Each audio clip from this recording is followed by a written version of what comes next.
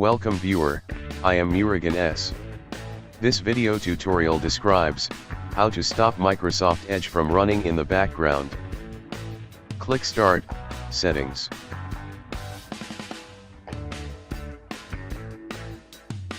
Click Privacy.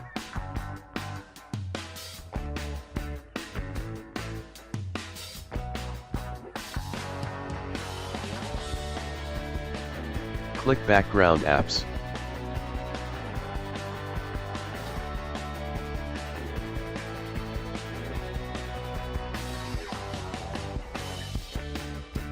Turn off Microsoft Edge.